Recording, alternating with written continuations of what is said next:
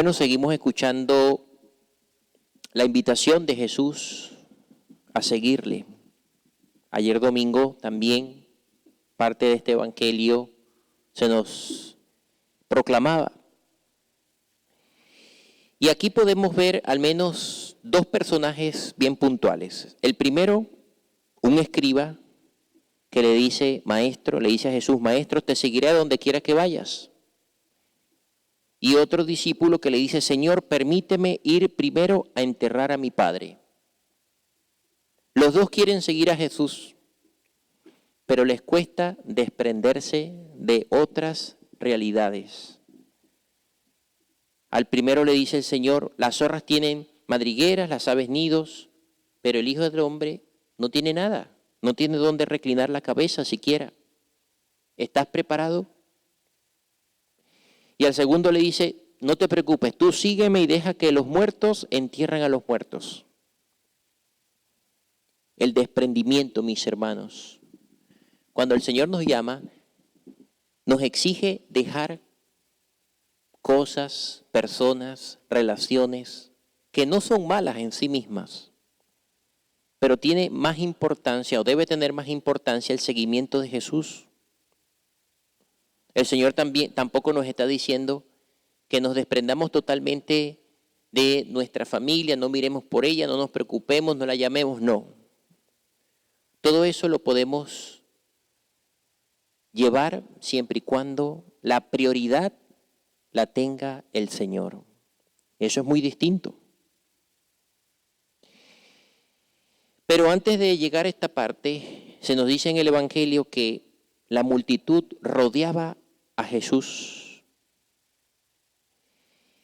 ¿Por qué las multitudes buscaban a Jesús tanto? Porque querían escuchar su palabra. Querían ser curados de sus dolencias materiales y espirituales. Buscaban la salvación, buscaban un aliento de vida eterna en medio de los vaivenes de este mundo. Era una multitud sedienta de la paz que solamente el Señor nos puede regalar. Y algo parecido sigue ocurriendo en este mundo, a nosotros. Todos nosotros, más o menos conscientes, tenemos la necesidad de Dios. Eso no lo podemos negar. La necesidad de saciar el corazón de esos bienes verdaderos, como son el conocimiento y el amor a Jesucristo y una vida de amistad con Él. Conocimiento y amor de Jesucristo. Eso es lo que realmente llena el corazón del hombre. De no hacerlo, podemos caer en esa trampa de querer llenar nuestra vida, nuestro corazón con otros dioses, falsos dioses, que no pueden dar sentido a nuestra vida. Y hoy día se ve mucho que queremos llenar nuestro corazón con el teléfono, con el internet, con un viaje soñado, con el trabajo desenfrenado para ganar más y más dinero, el mejor carro o el gimnasio para lucir. Y es lo que pasa muchas veces actualmente. No digo que estas cosas sean malas, no. Sino que le damos el primer lugar en nuestra vida. Ahí está el error.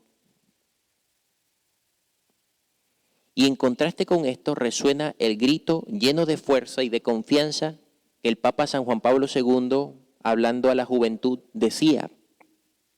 El Papa decía, se puede ser moderno y profundamente fiel a Jesucristo. Es decir, se puede disfrutar de las cosas buenas, pero hay que ser fiel a Jesucristo.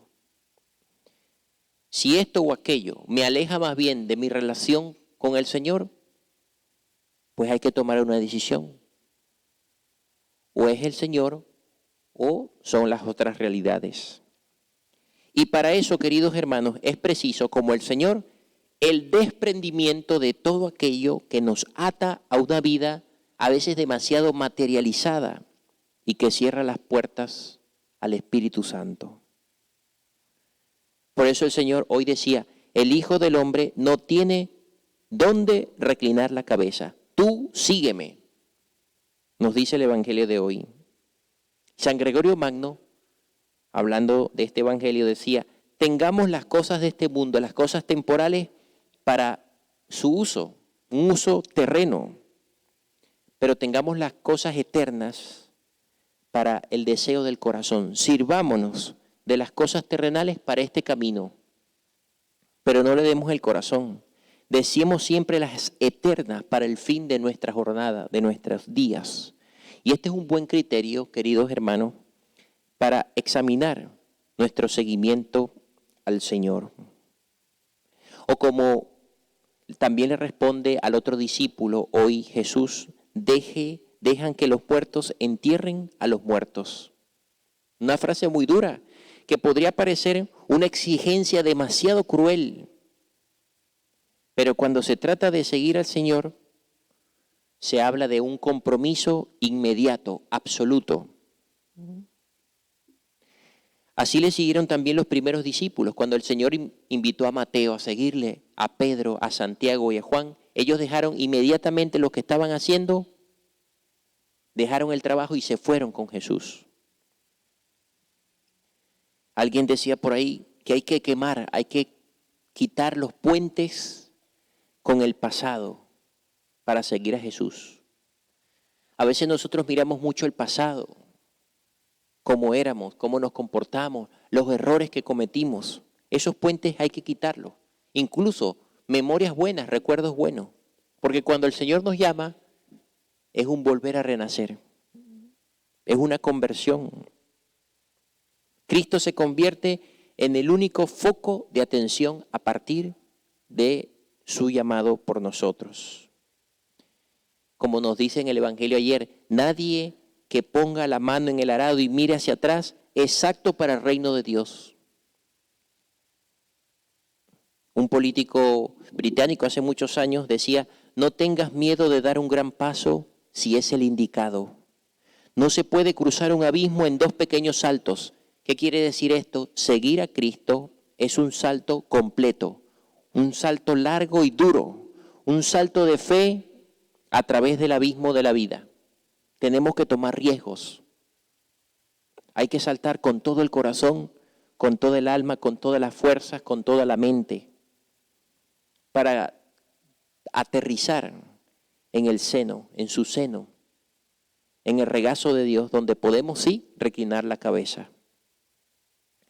Y eso lo hizo el santo que hoy estamos celebrando, San Cirilo de Alejandría,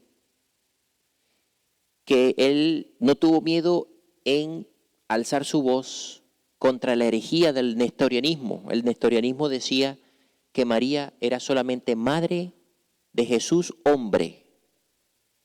Y si era madre de Jesús hombre, no era la madre de Dios, porque no aceptaban que Jesús era Dios.